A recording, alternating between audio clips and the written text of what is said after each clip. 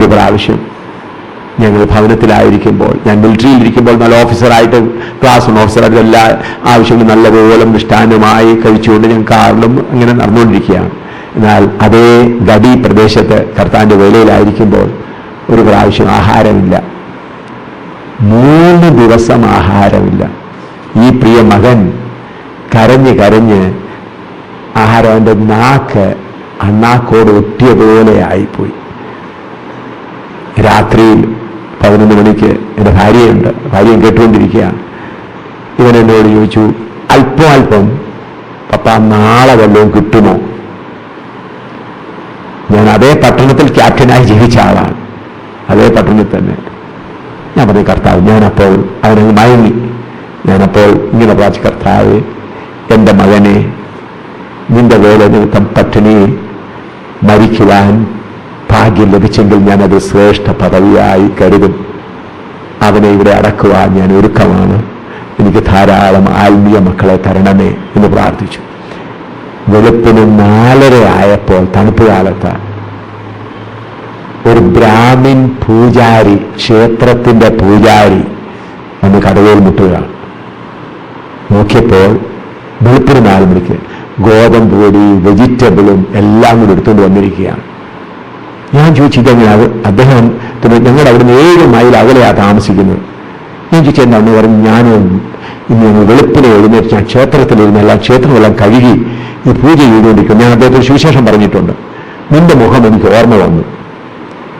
പെട്ടെന്ന് ഗോതമ്പൊടി ഇതെല്ലാം കൊണ്ട് കൊണ്ടുപോകാൻ പറഞ്ഞു. ഞാൻ അന്നേരമേ തിരിച്ചതാണെന്ന് പറയും. 3 മണി, വെളുപ്പിന് ഏകദേശം 3 മണിക്ക് തിരിച്ചതാണത്. അവർ വെളുപ്പിന് എഴുന്നേറ്റ് ക്ഷേത്രം കഴിയുക പതിവുണ്ട്.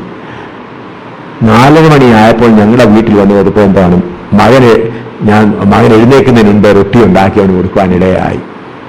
ഞാൻ പറഞ്ഞത്, വിശ്വാസികൾ ആരുമില്ലാത്ത ആ സ്ഥലത്ത് ബ്രാഹ്മണ പൂജാരിയെ സ്വർഗസ്ഥനായ ദൈവം കൽപ്പിച്ചയച്ചു 7 മൈൽ ദൂരെയെന്ന്.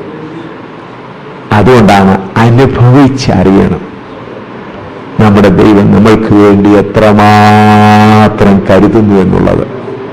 ഹല്ലേലൂയ. ഇത് ഞാൻ ആരുടെയും കടമെടുത്ത് പറഞ്ഞതല്ല. ഇങ്ങനെ എത്രയോ കാര്യങ്ങൾ എനിക്ക് പറയാനുണ്ട്. തക്ക സമയത്ത് ഇത്രയും വേല ചെയ്യുന്നു. ഇന്നുവരെയും ഒരു പ്രാവശ്യം പോലും പണം ലേറ്റായിട്ട് വന്നിട്ടില്ല. അതിൻ്റെ നൂലൊക്കെ പോകാൻ തുടങ്ങി. ഒരു ജോഡിയേ ഉള്ളൂ. ഒരു പ്രാവശ്യം അപ്പൊ ഈ കുഞ്ഞുങ്ങളായതുകൊണ്ട് നിലത്തേക്ക് ഇവിടെ പുറകുവശത്ത് അല്പം നൂല് പെട്ടിട്ട് അവന്റെ കൂടെയുള്ള ഒരു ചെറുക്കൻ എന്ത് ചെയ്തു, പെൻസിലിട്ടത് മുഴുവൻ കീറി. അപ്പൊ സ്കൂളിൽ നിന്ന് മകൻ വരുമ്പോൾ എന്താണ്, ബാഗ് എടുത്ത് ഇങ്ങനെ പുറയിൽ ഇങ്ങനെ വെച്ചുകൊണ്ടാണ് വരുന്നത്. കാരണം സ്കൂളിൽ നിന്ന് വരുമ്പോൾ നഗ്നത കാണിക്കാതെ എന്നോടത്, പപ്പ നാളെ എനിക്ക് സ്കൂളിൽ പോകാൻ ഒക്കത്തില്ല, വേറെ യൂണിഫോം ഒന്നുമില്ല. ഞാൻ പറഞ്ഞു, മോനെ ഭാരപ്പെടണ്ട. അതേ സ്ഥലത്ത് ഞാൻ ഓഫീസറായിട്ട് മക്കളെല്ലാം കാറിൽ നടന്നുകൊണ്ട് അതേ സ്ഥലത്ത് തന്നെ ഈ സംഭവം നടക്കുന്നത്. ഞാൻ പറയും, മോനെ കർത്താവ്. അവൻ വന്ന് ആഹാരം കഴിച്ച് ഒരു 20 മിനിറ്റ് ആയപ്പോൾ ഒരു മണി ഓർഡർ വരികയാണ് ബോംബെയിൽ നിന്ന്. പിന്നാണ് അവർ ആരെന്ന് മനസ്സിലായത്. ആ മണി ഓർഡർ കൂപ്പൺ എഴുതിയിരിക്കുകയാണ്, 300 rupees അയച്ചിട്ടുണ്ട്. This is for the uniform of your children. ഞാൻ മോനെ വിളിച്ച് കാണിച്ചു, മോനെ ഇത് വായിക്ക്, this is for the uniform of your children. ഞങ്ങളുടെ വസ്ത്രം കീറുന്നതിന് മുൻപ് ഏകദേശം മണി ഓർഡർ അയക്കാൻ ഇന്ന് ആ വസ്ത്രം കീറിയത് കുറഞ്ഞതൊരു 10 ദിവസമെങ്കിലും എടുത്തു കാണും. സ്വർഗസ്ഥനായ ദൈവം. അവരുടെ അഡ്രസ് പോലും എനിക്ക് അറിയത്തില്ല. പിന്നെ മനസ്സിലായത് ആരാണെന്നൊക്കെ. ഇപ്രകാരം ബോംബെയിൽ നിന്ന് ജമ്മുവിലേക്ക് അയച്ചു. അതിനകത്ത് മോനെ ഞാൻ വിളിച്ചു വായിച്ചു, you read this is for the. അന്ന് തന്നെ ഉച്ചയ്ക്ക് തന്നെ പോയി യൂണിഫോം എടുത്ത് പിറ്റേ ദിവസം സ്കൂളിൽ പോകാനിടയായി.